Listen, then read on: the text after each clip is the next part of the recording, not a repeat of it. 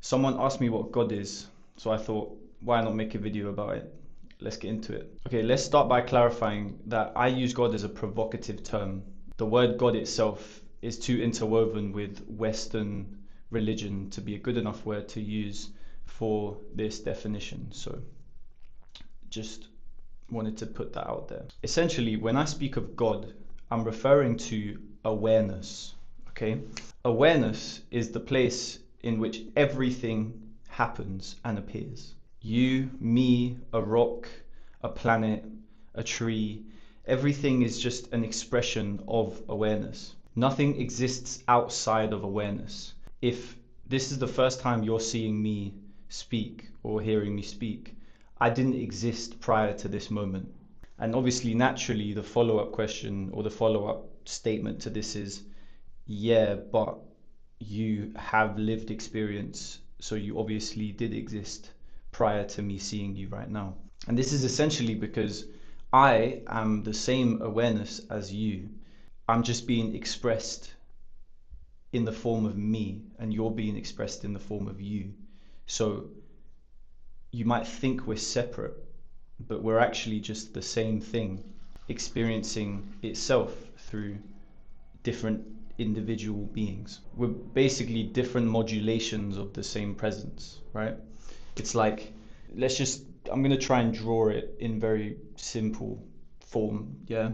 Let's just say that this is your unique bandwidth, yeah?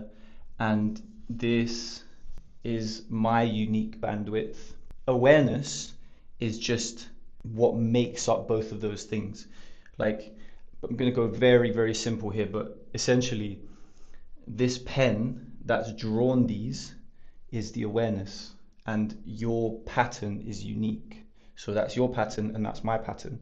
But the underlying awareness is the pen that's drawn the pattern, if that makes sense. So relatively, there are separate subjects having their own private, unique experiences, right? Absolutely, there is one awareness expressing as those unique experiences. So you might think that you are separate from everything, but in essence, you're the same thing in a unique form. And that essence, or that same thing, is also expressed through inanimate objects. And you might be like, how can a fucking rock be awareness?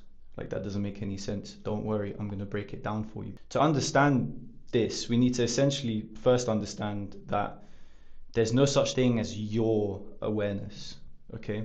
Awareness is the precursor to any perspective, okay? So with this in mind, right, look at any inanimate object, yeah?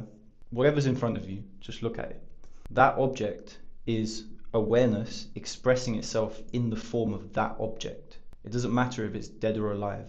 That object is an expression of the awareness of that object. So with this in mind, you can start to think of reality as a mirror of you. Your perception of your awareness is reflected in your reality. And I said this to one of my friends at work. The first thing she said to me was, what about an innocent child born into a war-torn country? How is their reality a reflection of their perception of their reality?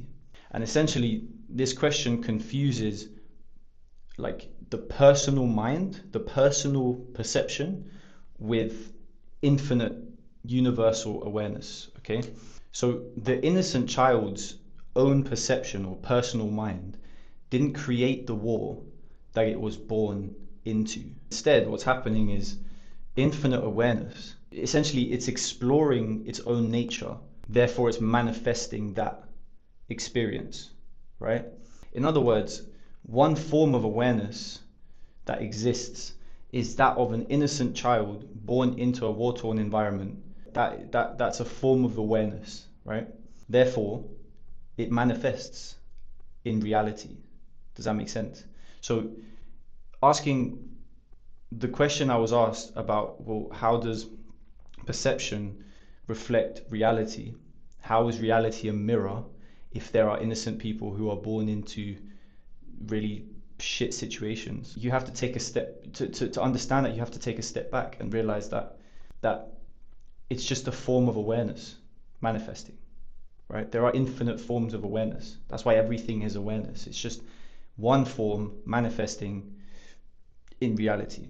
Another sort of like counter to this point of awareness is that, well, what about when we die? You know, when we die, we're not aware of anything anymore, right? When we die, you have to understand that in saying what happens when I die, I is the confusion here, because you're saying, what about when my modulation of awareness ceases to exist? Your stream of awareness is no longer in the state of experiencing itself alive, but instead you've just gone from one form to another. You are now awareness experiencing itself as a dead human. Does that make sense? You're essentially just going from one form to another. You, as an individual, are dead, but as awareness, as infinite universal awareness, you're just going from a living human being to a dead human being. So you're now aware, you've gone from awareness experiencing itself as a living human to awareness experiencing itself as a dead human in the ground. Death is an expression of awareness. It's a change in form. It's not a loss of being.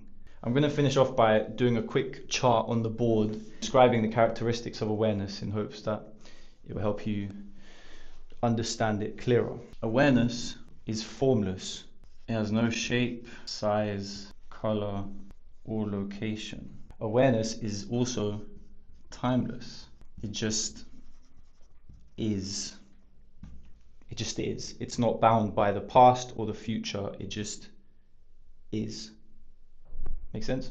It's also unchanging. Like, things come and go, but awareness persists. Right? It just exists. Like, people die, stars explode, ants get stepped on, regardless of whatever it is. Awareness just is. Awareness is infinite. It's the place in which all experiences occur. And lastly, awareness, my favorite one, is self-luminous, meaning it doesn't require anything to be. It just illuminates itself, right? Yeah? It doesn't need anything to live or exist. It just exists. It is itself.